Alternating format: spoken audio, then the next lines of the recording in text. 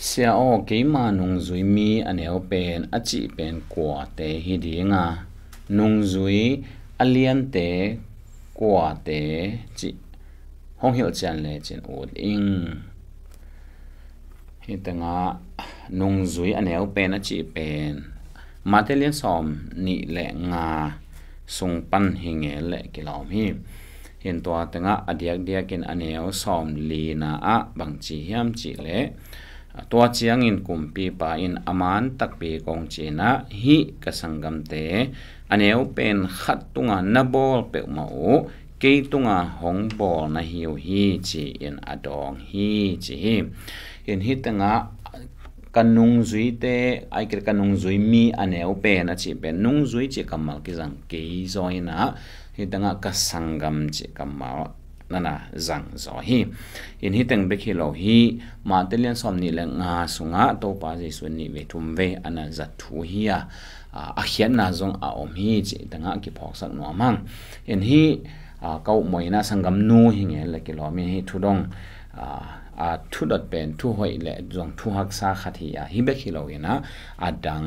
jing chianga I don lai ding adang khat jong dong hi na to jong thu hak sama ma khathi hin to hi na tu ni na to hi en masa phot leng u thi hang in hi tanga to pa je suina tu le kel thu khen na I chi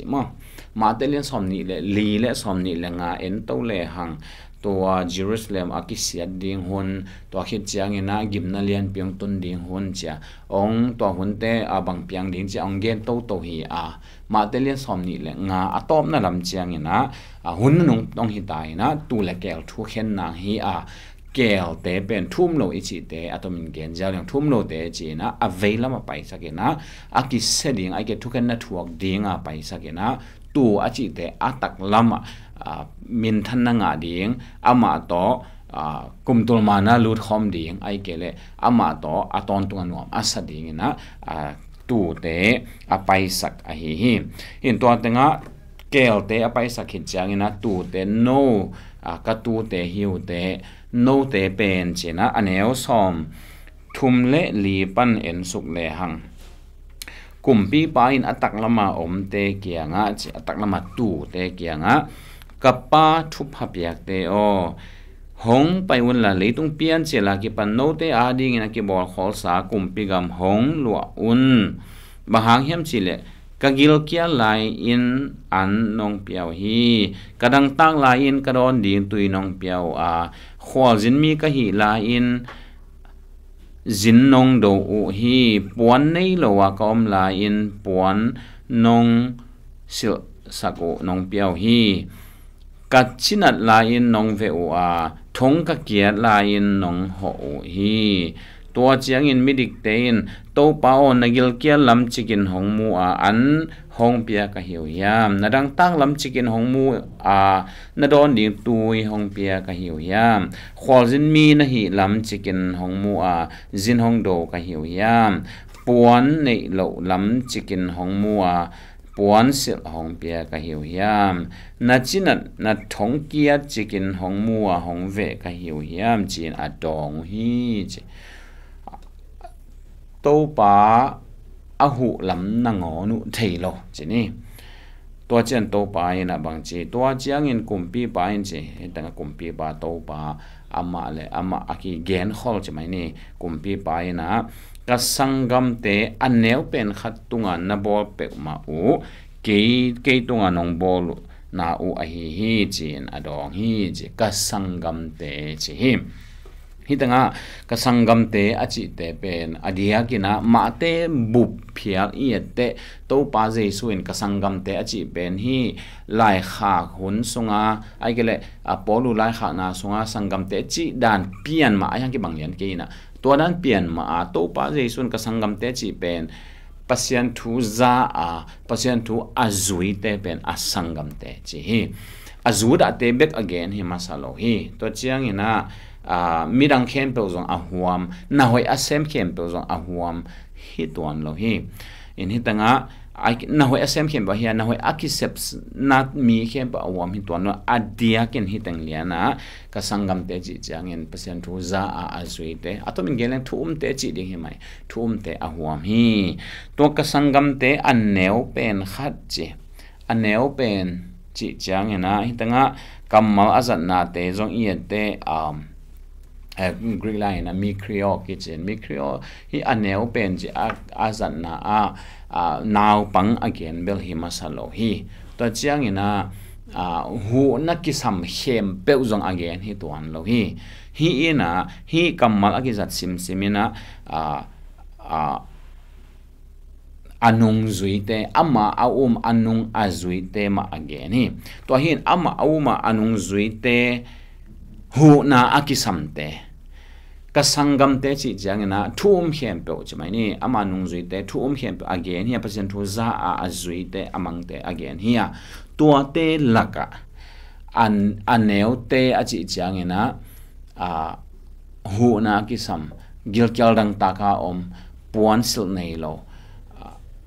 thongkia te hi songena tua ba gen te haksana thok te again hi tanga gen the haksana athuak hem pe zong again hi ton lo la hi chiang ki paksa no mang mikim tunga na hoi sem zo leng bel a hoi ma hi hi zongena galati alian gungna gen ma bangin pasien in kuan pi te pasien sunga in kuan pi i thu pi te masak ding a chi za khanin hi tanga to pa jai suina zong ka sangam te ka thu gen za ang azui te pasien thu za azui te tua te sung panina aneo ai kele hu na kisam te chi ma hu na kisam mi tur som chipong ni tua te laka thu mi te ma thu pi saka thu mi te ma imasaka ta chiang in thu mi te tung ma to pa ichi na to I sepen a hui pen hi chi to ai tanga ki pok sang no mang adang te nu se ni achi hi khang adang te tunga na hoi sep na zong to pa lungkim na ma hi a hi zong in tua sangin ai kele tua te tunga alung kim zong na ai ke to pa ma mai na ul tun sak zong pen kwa hiam chi le thu mi te sunga hu na kisam te asangam te laka aneu pen te china hitanga onggen hi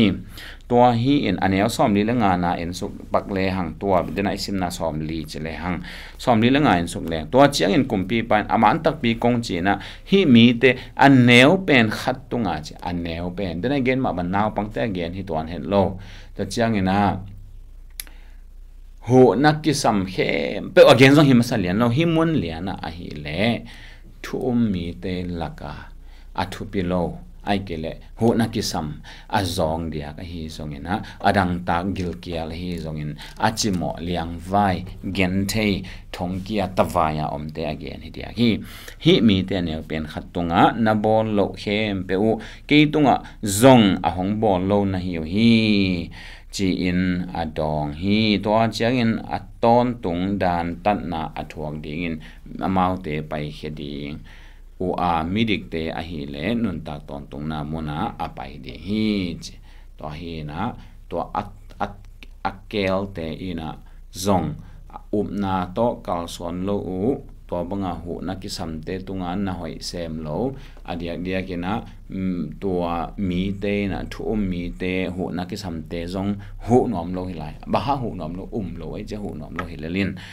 na le sep na aton hi in alang khalama tu te na bangchia it to pa mungei lo pi pia to pa nang chicken anong pia ka hiu hiam achi ote to pa na hanga topa mi te gilkela omte anapia na open topa apia na hi chi to hi tanga mu the hi hang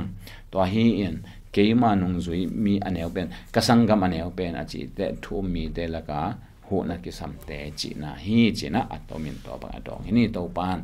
itan cha ding ong sakta hen